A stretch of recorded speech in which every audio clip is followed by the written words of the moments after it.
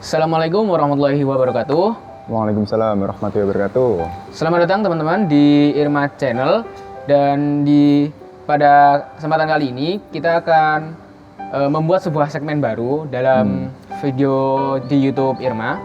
Yang biasanya kita cuma ada video dokumentasi tentang kegiatan-kegiatan Irma, kegiatan masjid, dan juga kajian-kajian yang ada. Mulai hari ini kita akan membuat sebuah segmen baru yang dimana nantinya kita akan membahas tentang segala sesuatu atau potensi-potensi yang ada di Irma dan Masjid An-Nur ini. Sehingga nanti kita bisa membuka wawasan, menginspirasi teman-teman, dan ya semoga bisa diambil hikmahnya. Dan segmen yang baru ini kita namakan adalah Sindikat Irma, atau bisa kita sebut dengan Siniar, Diskusi, dan Kegiatan Irma. Oke, pada video pertama kali ini mungkin aku mau memperkenalkan diri. Namaku adalah Fudin, dan di sini aku akan berbicara diskusi bareng dengan salah satu rekan Irma di sini. Silahkan, namanya masih apa? Ya, nama saya Gazufi Kirilhaq. Kalau di sini teman-teman manggil saya tuh Aril gitu. Jadi panggil Aril gitu ya, Din ya? Ya, oke, mantap.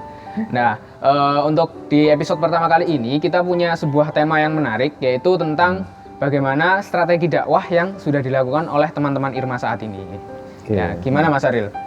Mungkin dikasih pengantar dulu seperti apa? Oke. Jadi mungkin jika kita kasih penjelasan dulu nih Mas Din ya. Oke, maksudnya boleh. Irma itu apa sih? Jangan-jangan ada beberapa teman-teman Irma ini sebenarnya kartar kah gitu kan? Ya. Atau ini tuh sekedar perkumpulan anak-anak di perumahan atau gimana kayak gitu. Nah, oke. Jadi kalau Irma itu adalah memiliki kepanjangan Ikatan Remaja Masjid An-Nur. Sesuai dengan namanya, maka di sini kawan-kawan itu di bawah naungan masjid, di bawah naungan Yayasan An-Nur kayak gitu. Jadi kawan-kawan yang ada di sini itu adalah mereka-mereka yang memilih jalan jalan mencari pengalaman ya Din ya. Salah satu jalan mencari pengalaman untuk menjadikan masjid itu sebagai laboratorium kehidupan, laboratorium tentang hal-hal yang tidak mereka dapatkan di sekolah. Jadi di sini tuh banyak hal-hal yang bersifat sosial, bersifat agama juga dapat gitu. Terutama yang paling penting tuh dari sosialnya, sehingga tumbuh potensi-potensi ataupun mereka bisa menemukan sebuah potensi baru kayak gitu dari teman-teman. Dan perlu diketahui juga untuk teman-teman bahwa salah satu organisasi kepemudaan yang ada di lingkungan sekitar Rewin ini adalah salah satunya yaitu Irma. Jadi sebenarnya juga ada Karang Taruna, juga ada yang namanya Forum Anak. Tapi kami ini adalah yang ingin maksudnya berkontribusinya itu adalah melalui kemasjidan ini kayak gitu. Nah, mungkin teman-teman juga udah pernah lihat di video-video kita sebelumnya, di mana kita ada kegiatan kajian, kegiatan kemasjidan, mungkin seperti patrol, jalan sehat bersama dan sebagainya. Nah, mungkin bisa dijelaskan Mas Aril, itu kegiatan-kegiatan seperti itu sebenarnya untuk apa, atau mungkin ini sebuah strategi dakwah yang ingin diterapkan oleh teman-teman Irma kayak gitu. Jadi dulu itu kita berangkat pada sebuah keresahan dulu nih Mas Udin. Kenapa sih teman-teman remaja itu, terutama yang perlu kita sadari, di Rewin tuh banyak banget anak-anak yang emas kalau menurut kita.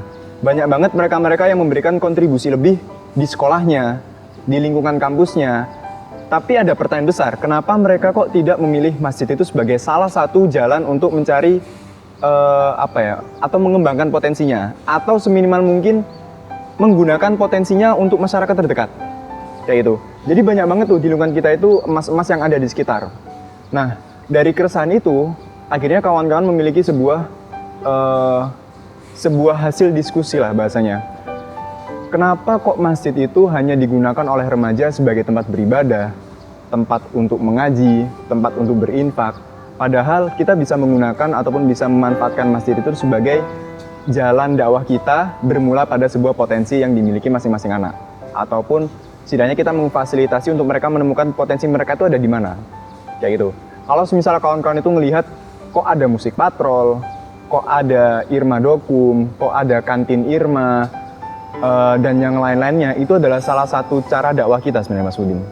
Salah satu cara kita pendekatan ke kawan-kawan remaja yang ada di sekitar. Jadi berangkatnya itu bukan dari kita mengenalkan ini tuh masjid, jadi kalau misal kamu gabung di Irma, kamu harus rajin sholat di masjid, kamu harus sering ngaji di masjid, kamu harus lama di masjid dalam satu harinya. Kita berangkatnya bukan dari sana, tapi kita berangkatnya dari apa yang digemari oleh remaja, ataupun yang sekiranya kita tuh suka sama hal yang seperti apa sih, gitu. Jadi kita menyentuhnya itu dari sisi potensinya dulu, sisi apa aja yang digemari oleh teman-teman remaja. Nah, harapannya ketika mereka sudah merasa bahwasanya masjid itu adalah salah 2 atau salah 3 dari rumahnya, kita bisa mulai memasuki nilai-nilai untuk ayo dong ke masjid ya gitu. Atau kalau semisal kamu punya ada bakat lebih, kamu bisa banget loh buat ngisi ceramah di masjid. Bisa ngisi ceramah, ngisi azan, dan sebagainya. Jadi dulu kita juga sama-sama berjuang ya Mas Budin ya. Dari nol untuk membangun, bukan dari nol ya. Nggak dari nol banget sih. Nggak dari nol banget. Saya sama Mas Budin itu beberapa orang yang merasakan jerih payah Din ya. Gitu kamu nyebutnya sebagai apa? Jerih payah nggak? Ketika kita persat satu dulu sampai sekarang. Mungkin apa ya, rintisan usahanya rintisan. lah. Rintisan usahanya itu kita berangkatnya dari persat satu. Persat satu, di sana kita mengadakan sebuah aktivitas yang mengajak adik-adik kita di Madin dan di TPQ sebagai peserta. Dari sana muncul ketertarikan beberapa remaja, kayaknya seru nih gitu. Oke, lanjut lagi ya. Kayaknya seru nih buat gabung di aktivitas masjid, di mana mereka tuh bisa guyonan sama adik-adiknya, mereka bisa mempermainkan ya mungkin ya, membuat sebuah game, lalu membuat sebuah jokes ataupun yang lainnya. Kayaknya seru ya kayak gitu. Akhirnya dari sana kita ngelihat, sebenarnya kita bisa loh buat ngajak remaja itu aktif di masjid.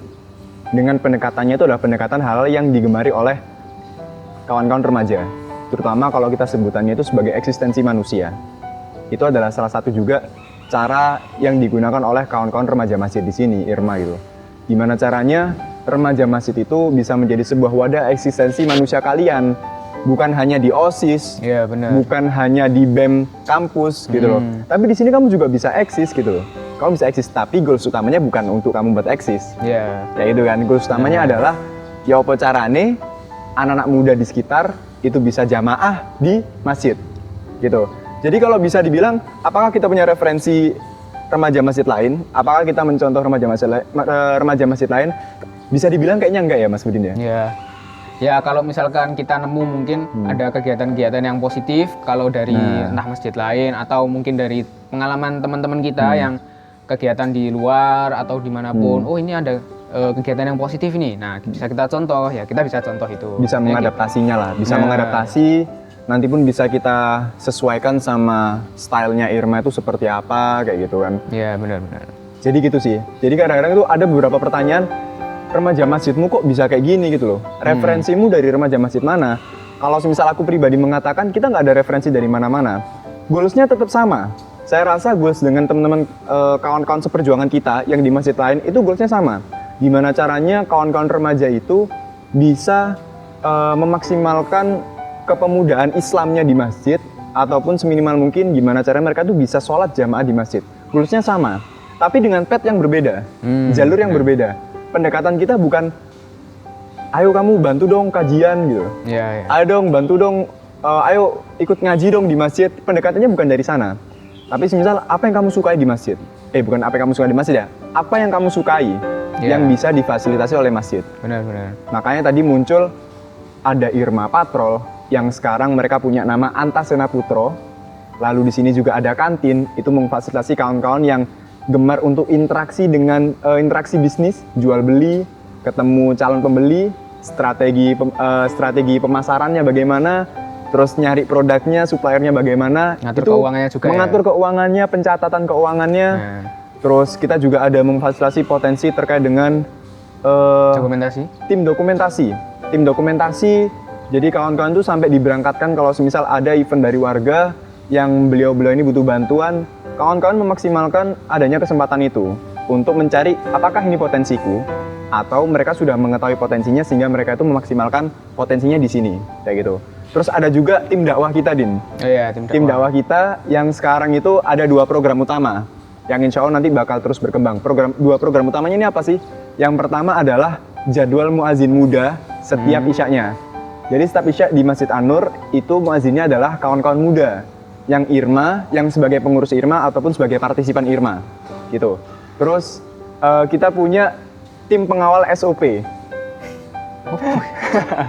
Kalau aku nyebutnya sebagai tim pengawal SOP yang biasa dilakukan kawan-kawan itu untuk mengisi sabun, cuci tangan, mengisi cairan hand sanitizer, membuat sebuah alat hand sanitizer otomatis, itu adalah tim SOP selama pandemi ini. Kayak itu. Jadi mereka mengontrol setidaknya 1 minggu itu selama 2 kali untuk mengecekkan ketersediaan untuk SOP itu tadi. Sampai teman-teman membuat sebuah banner, ya kan, banner informasi bahwa ini adalah kawasan sehat gitu. Terus kita ada lagi sebuah harapan yang baru nih Mas Budin. Yang baru-baru ini itu adalah pemberdayaan kawan-kawan di arah pengajaran. Apa ya sebetulnya apa ya? Pengajaran atau Pendidikan? Pendidikan ya. Mungkin kita berusaha memfasilitasi kawan-kawan yang dia punya kegemaran untuk memberikan berbagi ilmu ke adik-adiknya dan sebagainya. Itu kita baru mulai merintis. Yaitu harapannya kawan-kawan remaja yang setidaknya ada minat di sana, mereka bisa gabung di aktivitasnya. Nah, kalau semisal kawan-kawan ini sudah banyak beraktivitas di masjid, sehingga mereka memang ngerasa masjid ini adalah salah satu rumahku gitu loh, salah 2 atau salah 3 dari rumahku, sehingga kita bisa mulai masukin nilai-nilai tadi. Ayo jamaah di masjid itu, sungkan loh sama jamaah. Kita udah dikasih begitu banyak fasilitas, kita udah diberikan banyak kesempatan buat belajar di sini. Ayo dong kita jamaah kayak gitu. Terus sekarang disusupin, besok ada kajian, ayo bantu yuk. Atau hal yang lainnya, besok ada muharoman dari bidang ketakmiran ada program ini, ayo kita ikut sukseskan gitu. Bidang kewanitaan ada program ini, ayo dong hadir dong buat bantu nyiapin makanan dan sebagainya kayak gitu. Jadi pendekatannya sama dengan kawan-kawan remaja masjid lainnya. Hanya saja, bukan pendekatannya, goalsnya sama, tujuannya sama, tapi dengan path yang berbeda, jalan yang berbeda. Berangkat dari sebuah potensi ataupun minat dari kawan-kawan remaja yang ada di sekitar. Gitu sih kalau bisa dirangkum ya. Oh iya, sama juga mungkin tadi kelewatan satu program yang biasanya kita lakukan itu, yaitu Jumatan ya. Oh iya, benar-benar. Ya, dari tim dakwah itu ya? Tim dakwah. Jadi selain jadi muazin Isya, kita juga rutin setiap Jumatan itu muazinnya dari kita, terus pengumumannya itu juga dari kita yang mengumumkan, dan juga kadang-kadang di 1-2 kesempatan kan alhamdulillah kita sudah ada 2 orang yang sudah dipercaya untuk menjadi khotib Jumat juga. Khotib. Alhamdulillah. Ada 2 orang di remaja masjid kita yang sudah diberikan 2 kali kesempatan. Dan itu adalah sebuah pembelajaran yang saya rasa sulit dapatkan di masjid lainnya. Harapannya adalah mudah-mudahan dari sini kawan-kawan bisa menjadikan sebuah inspirasi ya mungkin ya Din. Iya, benar, inspirasi. Bahwasannya apa yang disampaikan sama golongan tua yang selalu bilang kalau udah di masjid itu waktunya orang-orang yang berpengalaman gitu loh. Nah, pertanyaannya adalah di mana orang yang tidak berpengalaman belajar? Nah, benar-benar. Makanya itu kita menyebutnya masjid harus menjadi sebuah laboratorium kehidupan, laboratorium sosial ataupun hal-hal lainnya. Sehingga ketika kita jelek-jeleknya di masjid yang masih bisa dimaklumi oleh lingkungan kita bisa bagus ataupun kita bisa siap untuk bertemu dengan masyarakat yang di luar masjid. Nah, tadi menjadikan masjid sebagai laboratorium kehidupan. Dan selain itu juga kalau menurutku mau nambahin dikit ya, itu ketika kita interaksi, maksudnya berkegiatan seperti ini, itu kan pasti ada interaksi ya antara entah kita sama sesama pemudanya atau sama orang tua. Nah, di situ itu ada nilai lebih di mana kita itu bisa belajar komunikasi sama orang yang lebih tua dari kita. Nah, kan selama ini juga mungkin kita tahu kalau kita di OSIS, kita itu kerjanya ya sama yang di atas tahun sama kita atau yang sepantaran kita atau adik kelas kita, dan ujung-ujungnya nanti koordinasinya juga sama guru pembina yang itu cuma sebagai pembina, bukan sebagai eksekutor yang terlibat sama setim sama kita. Tapi kalau kita di sini itu menurutku juga sesuatu yang beda karena kita ada kerjanya juga harus sama orang tua, kita harus bisa mengerti mereka, kita harus cara komunikasinya seperti apa, dan itu menurutku juga salah satu kelebihannya yang ada di sini itu. Bahkan bisa dibilang nggak hanya di An-Nur aja Din ya. Sebenarnya semua masjid kalau mau kawan-kawan riset itu juga sama kok semuanya. Jadi salah satu nilai positif buat kawan-kawan yang berusaha hidup di masjid ataupun yang memaksimalkan masjid itu ilmunya lebih luas banget. Bener. Contohnya tadi yang dia omongin sama Mas Udin, kita bakal interaksinya itu sama ini kalau menurut Udin ada dua secara usia ya. Yang satunya lebih tua daripada kita, sangat tua. Iya, sangat tua. Sangat tua. Satunya lagi yang lebih muda daripada kita. Benar. Yang lebih tua gimana caranya kita bisa menghargai beliau-beliau ini? Gimana caranya kawan-kawan di sini tuh bisa mencapai apa yang diekspektasikan oleh beliau-beliau ini? Remaja bisa jamaah, remaja bisa kelihatan aktivitas di masjid dan sebagainya. Dan PR keduanya adalah gimana caranya kita bisa melakukan regenerasi yang menyenangkan. Buat adik-adik di Madin, di TPQ, pendekatan kita bagaimana, makanya kita bentuk sebuah tim next gen. Ya, jadi intinya kita sudah tahu kalau ada potensi bahwa adik-adik kita itu adalah orang-orang yang bisa kita budayakan untuk cinta masjid, maka ya jangan sampai itu lepas gitu loh. Nah. Jadi kita tetap wadahi, kita tetap ajak mereka, dan itu salah satu cara kita yaitu ya dengan mewadahi teman-teman yang dari Madin TPQ. Kalau misalkan mereka memang ada kegiatan IRMA yang bisa mereka gabung, ya mereka kita ajak seperti itu. Ya Mas Adil ya. Mungkin nanti selanjutnya kita bisa membahas tentang regenerasi kita ya, Din, Iya, ya. benar. Maksudnya kayak strategi regenerasi kita gitu. Ya, dan juga mungkin kita bisa kok di episode selanjutnya bahas-bahas tentang IRMA itu seperti apa dan dalamnya seperti apa. Ini kan masih Boleh. kita strategi ya, belum seperti apa di dalam IRMA dan bagaimana. Itu menurutku lebih akan men-sharingkan lagi sih. Gitu. Atau mungkin siapa aja sih kawan-kawan IRMA yang ada di sini itu dan mereka apa ya, menjadikan IRMA itu sebagai wadah potensi yang bagaimana, apakah mereka menempatkan diri mereka di patrol, nanti kita bisa gali tuh. Bener. Mereka sebenarnya gimana sih berangkat dari patrol tuh kenapa dan sebagainya gitu. Gitu sih kurang lebih untuk strategi dakwah yang kita jalankan sampai sekarang ya, Din ya. Dan alhamdulillah kalau menurutku pribadi ini adalah cara yang cukup efektif Alhamdulillah. buat mendekatkan kawan-kawan remaja itu kembali lagi ke masjid gitu. Jadi berangkatnya bukan dari ayo dong gitu ngaji, ayo dong sholat gitu. Masa kamu sebagai orang Islam nggak jamaah sih di masjid? Berangkatnya bukan dari sana, tapi pendekatan dari hal yang memang yang digemari oleh kawan-kawan remaja gitu. Benar. Hal yang terkait dengan minat, terkait dengan pengembangan potensi, pencarian potensi, hal yang berkaitan dengan eksistensi manusianya gitu. Berangkatnya dari sana, ketika sudah bisa kita masuki, kita coba masukkan nilai-nilai tadi. Cukup. Oke, sudah cukup mungkin. Oke, wah ternyata banyak banget ya teman-teman yang bisa kita pelajari dari apa yang Mas Aril dan aku coba sampaikan. Tapi tetap Oh semuanya ya, nanti itu mungkin kita bisa bahas terkait dengan Tun at Dianur. Nah, Jadi ya. buat kawan-kawan yang penasaran ya kan, Tun at Dianur tuh maksudnya apa sih? Nah, nanti bisa kita bahas deh di lain sesi. Gitu. Oke, bagus. Nah, mungkin sebelum kita tutup sesi untuk episode kali ini ya, mungkin ada nggak pesan dari Mas Aril sendiri untuk teman-teman yang di luar sana mungkin agar bisa berkembang atau mensiarkan dakwahnya melalui masjid itu bagaimana? Oke, mungkin kalau aku pribadi menyampaikan keresahan di awal ya, ada sebuah pertanyaan besar yang tadi sudah aku sampaikan di depan video ini.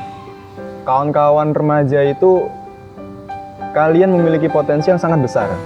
Karena kalau di Islam, pemuda itu adalah satu kekuatan di antara dua kelemahan gitu. Di antara orang tua dan juga mereka-mereka yang sangat kecil gitu. Tapi yang kita sayangkan adalah kenapa kawan-kawan remaja itu hanya memaksimalkan potensinya di tempat yang sangat jauh dari domisilinya. Tempat yang sangat jauh gitu.